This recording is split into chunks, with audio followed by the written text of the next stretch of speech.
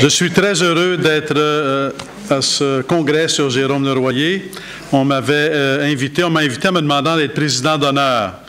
Alors, j'ai dit, qu'est-ce que ça fait un président d'honneur? On m'a dit, ça fait rien. Alors, j'ai dit, je vais y aller. Et ça tombe bien, puisque 2017, c'est le 375e anniversaire de la Fondation de Montréal. Et le défi, si on veut, ou la tâche, c'est à l'occasion de cet anniversaire, de souligner ou de faire retrouver la dimension spirituelle de la Fondation, ce qui n'est pas évident dans le contexte d'évangélisation dans lequel on vit, ou de sécularisme dans lequel on vit, un peu partout en Occident et en France, mais aussi au Québec. Et dans l'ensemble du Canada, mais particulièrement Québec et France, ça se recoupe dans la conséquence. Pour la pratique de la foi, ça se ressemble souvent. Alors, donc, il y a la question immédiate de la perception de Jérôme Leroyer au Canada. Disons, je vais vous donner un exemple qui illustre. Sur l'île de Montréal, il n'y a pas seulement que la ville de Montréal, il y a d'autres municipalités, puis historiquement, à un moment donné, il y a la ville d'Anjou. Vous connaissez Anjou? Ville d'Anjou, qui est sur l'île de Montréal. Et à un moment donné, il y a une fusion avec la ville de Montréal. Là, c'est le quartier. Si on va à Anjou, ça garde toujours le nom, mais c'est plus un quartier qu'une ville à proprement parler. Alors, ceci dit, à la ville d'Anjou, qu'est-ce qu'on a? On a une commission scolaire. Comment s'appelle la commission scolaire? Jérôme Leroyer, de la Dauversière. Commission donc, de scolaire Jérôme Leroyer. Donc, on supprime, dans le contexte de la fusion des villes, on a toujours Anjou, mais c'est le contexte de ce qu'on appelle la déconfessionnalisation des écoles. Donc, les écoles, en vertu de la Constitution canadienne, au Québec, les commissions scolaires publiques étaient confessionnelles. Et c'est un changement qui a été apporté à la Constitution, et donc où les écoles publiques ne sont plus considérées comme confessionnelles. Et donc, on a changé le nom de la commission scolaire. Vous savez comment on l'a appelée? La commission scolaire de la Pointe-de-l'Île. Alors, ce n'est pas le genre de nom qui vous rappelle vos racines. C'est un peu un exemple de la situation dans laquelle on se trouve. Disons, cacher les racines, couper des racines, ignorer les racines, déformer les racines, ça ressemble un peu à ce qu'on est en train de vivre. Je pense un peu partout. Ça fait partie du sécularisme, disons. Et alors, Jérôme Leroyer, il y a l'impact dans le sens... il est connu, il n'est pas vu par les Montréalais, si on veut, ou par les Québécois, comme étant le fondateur de Montréal. C'est vraiment Maisonneuve et Jeanne-Mance, parce qu'ils sont venus, ils étaient là, ils ont fondé, et qui sont vus comme les fondateurs. Mais en même temps, du point de vue, si on se situe du point de vue de Dieu, si on veut, et du point de vue de l'œuvre de Dieu, quelque part, c'est comme une constellation de saints et de saintes qui ont fondé Montréal. On ne peut pas, au sens global du terme de l'œuvre de Dieu, on ne peut pas prendre un nom et l'isoler, le couper d'un autre nom. C'est vraiment une constellation de saints ou de saintes qui a fondé Montréal. Et quelque part, Jérôme Leroyer est à la source.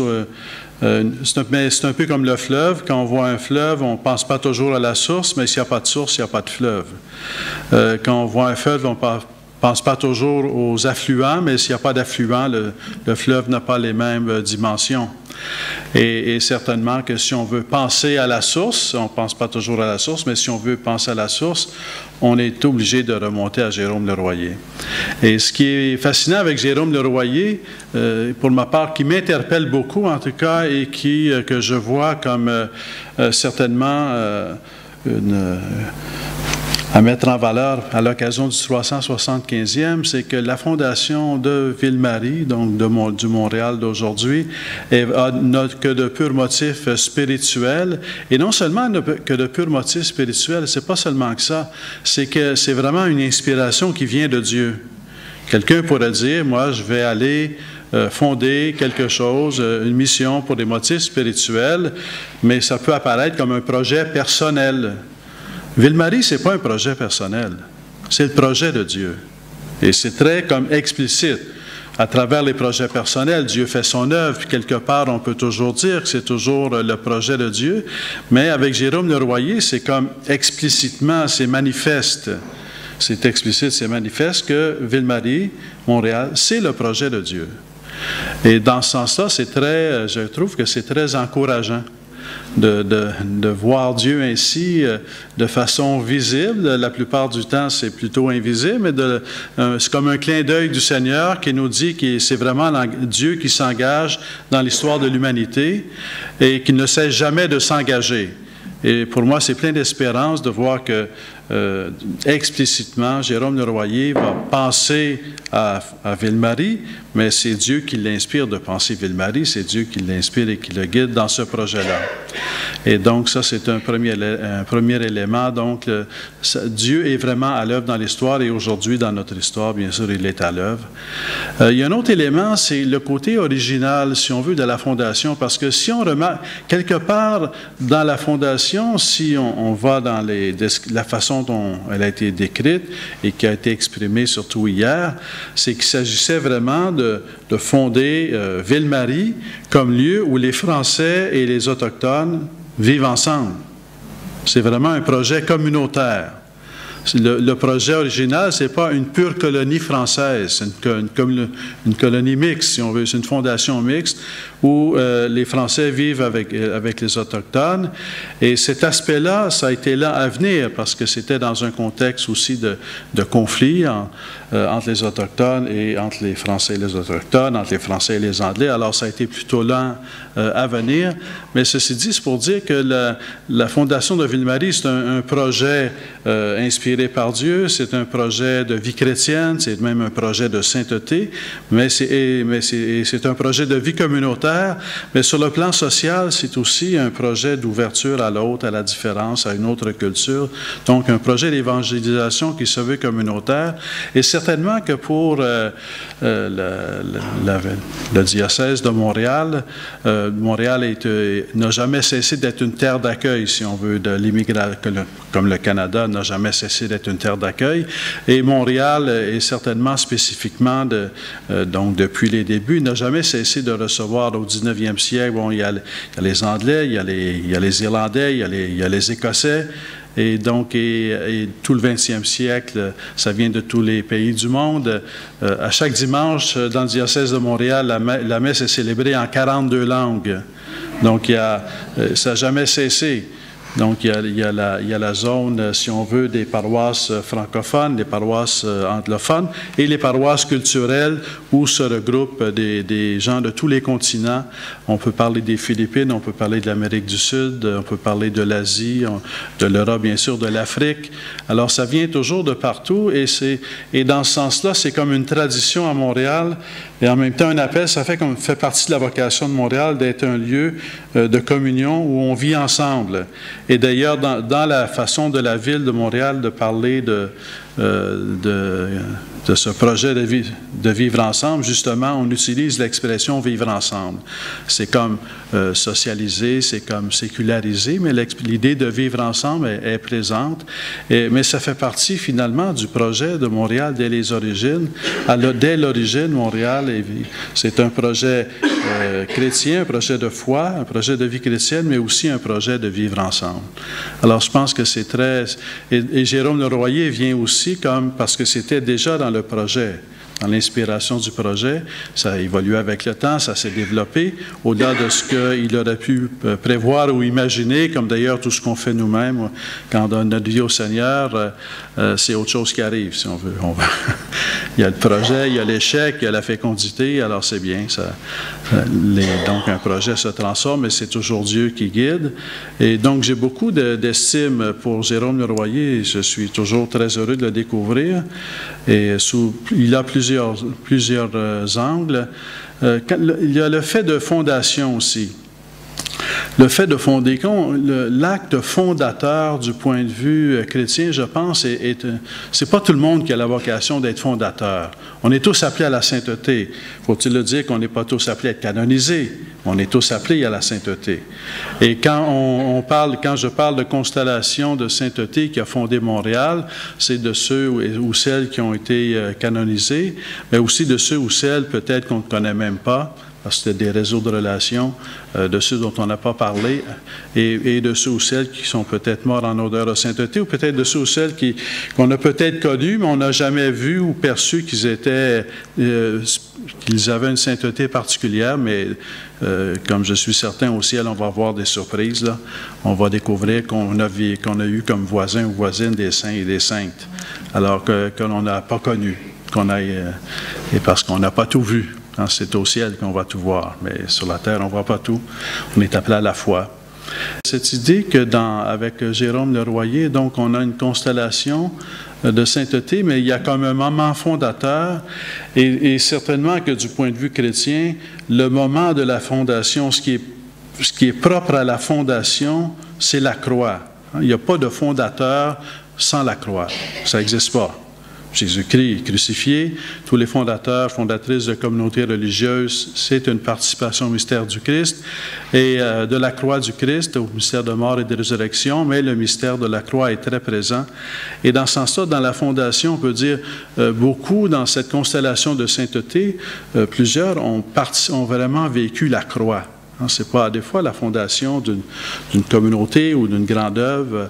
Le fondateur vit la croix et dans la foulée, il y a toujours, dans la vocation chrétienne, la participation à la croix du Christ, mais le fondateur l'avait quand même vécu d'une façon unique, si on veut, cette participation à la croix du Christ. Mais ce qui est fascinant dans cette constellation de saints ou de saintes, c'est que plusieurs ont vécu de façon marquée la configuration au Christ crucifié.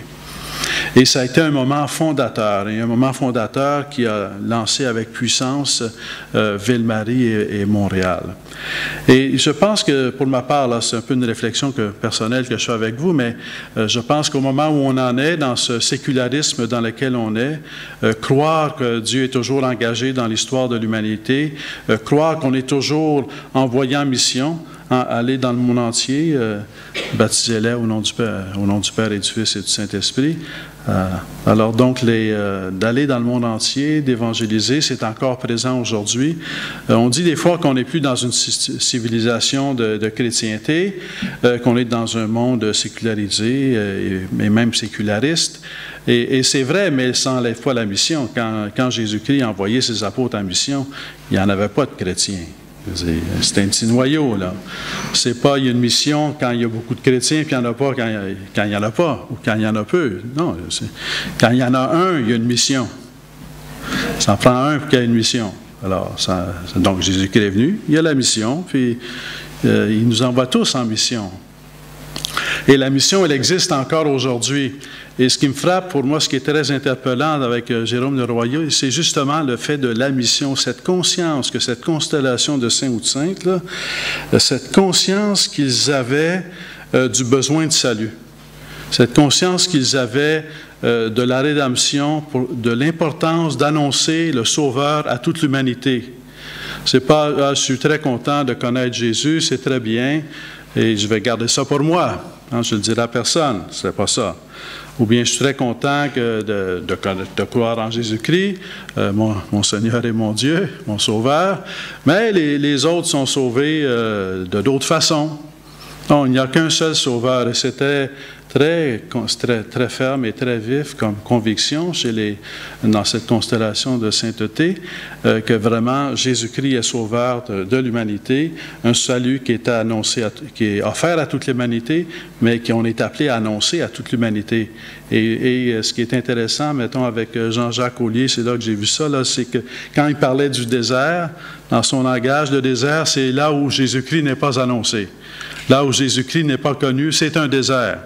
Alors, donc, on est appelé à annoncer Jésus-Christ partout. Il n'y a pas des zones où on peut dire c'est pas important d'annoncer Jésus-Christ, d'autres où c'est peut-être plus important. Partout, on est appelé à annoncer Jésus-Christ.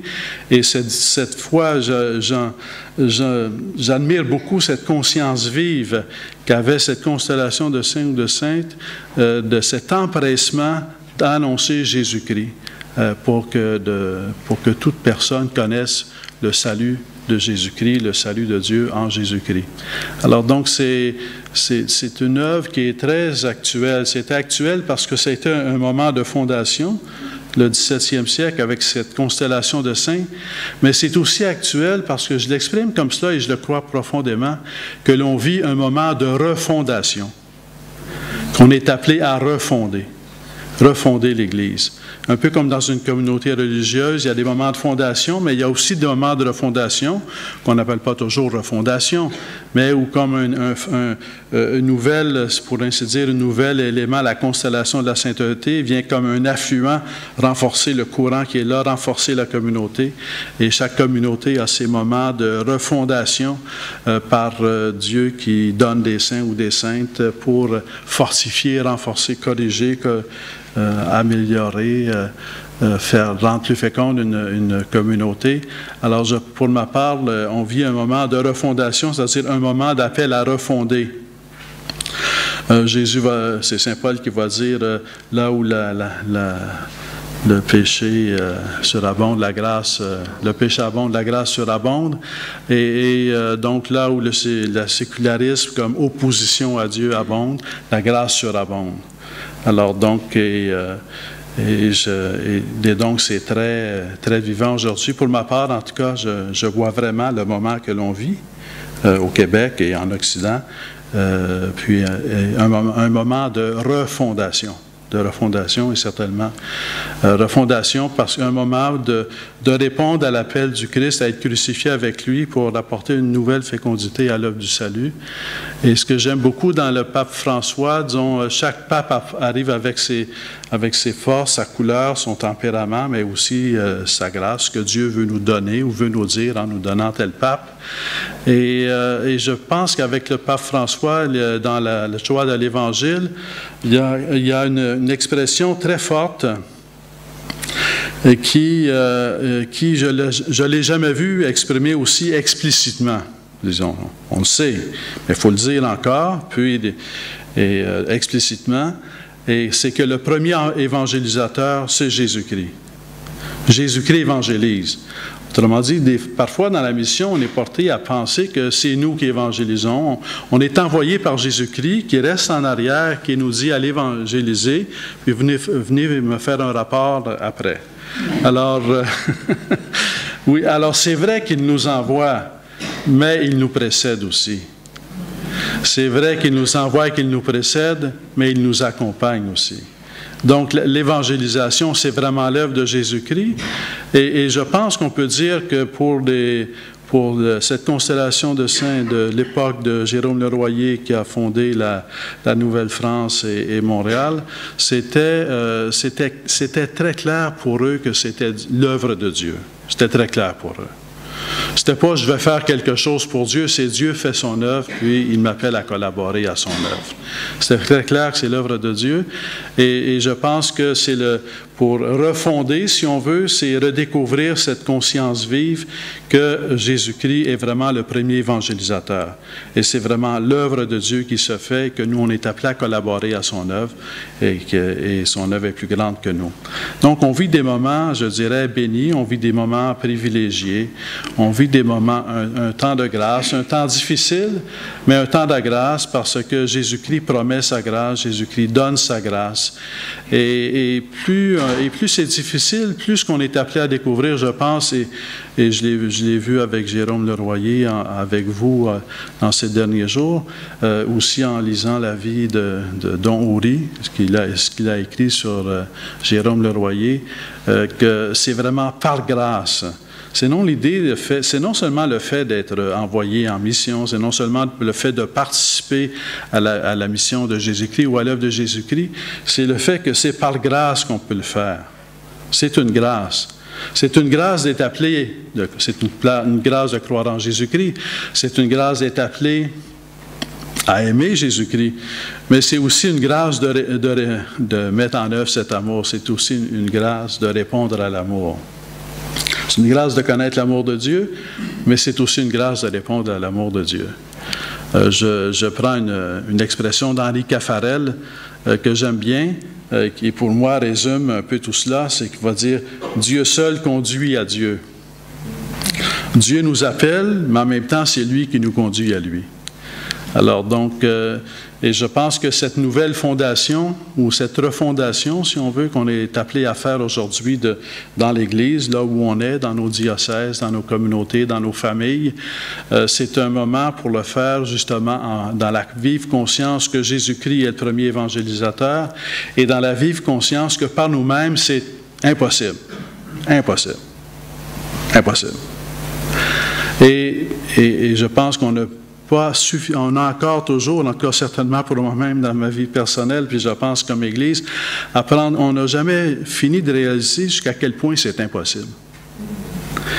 Et je dirais, peut-être ce qu'on a besoin de réaliser le plus rapidement possible, c'est que c'est impossible. Afin de pouvoir vraiment rapidement nous en remettre à Jésus-Christ, nous appuyer sur lui, compter sur sa grâce, pour que ça soit vraiment en partant de Jésus-Christ et par sa grâce qu'on peut être au service de son évangélisation. Et alors, je pense qu'on vit vraiment un temps de grâce, comme le début de cette première moitié du 17e siècle est un temps de grâce extraordinaire à rebours que l'on peut voir. Aujourd'hui, on vit un temps de grâce extraordinaire. Et on ne s'en aperçoit pas parce qu'on est dedans, parce qu'il y a des difficultés, parce qu'il y a des épreuves, mais Jésus-Christ est vraiment là. Et je dirais qu'un signe, parce que j'aime bien l'idée que Dieu nous fait des clins d'œil, et pour nous encourager. Hein, il nous dit, il ne montre pas tout parce qu'on serait au ciel, puis s'il nous montrait tout. Comme disait Sainte Thérèse d'Avila, s'il fallait qu'on ressente tout l'amour que Dieu a pour nous, on mourrait là, ça nous tuerait. On ne pourrait pas le supporter, c'est trop grand. Alors donc, heureusement, il ne nous montre pas tout parce qu'on a encore un rôle à jouer dans l'histoire, et l'histoire a encore un rôle à jouer dans le plan de Dieu. Mais par contre, il est là, puis il nous fait des clins d'œil. Il nous en fait encore aujourd'hui par Jérôme Leroyer. Et alors donc, restons unis dans cette vision d'espérance et on gagne... Et je pense à certaines personnes déjà à qui je vais donner un certain livre qu'on a reçu sur Jérôme Leroyer, là, et parce que c'est vraiment une source d'inspiration pour le temps que l'on vit pour refonder l'évangélisation. Merci beaucoup.